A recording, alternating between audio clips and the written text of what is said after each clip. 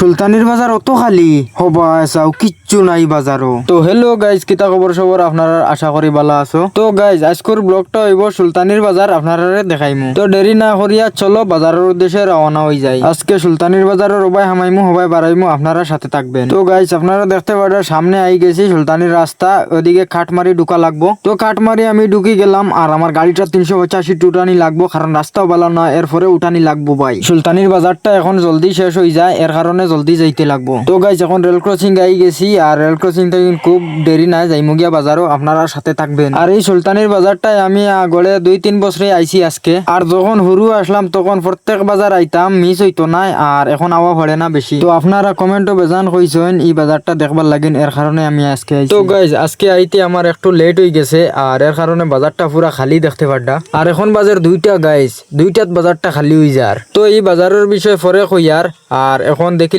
এই বাজারের দৃশ্য কিছু। These bandanas make it hurt.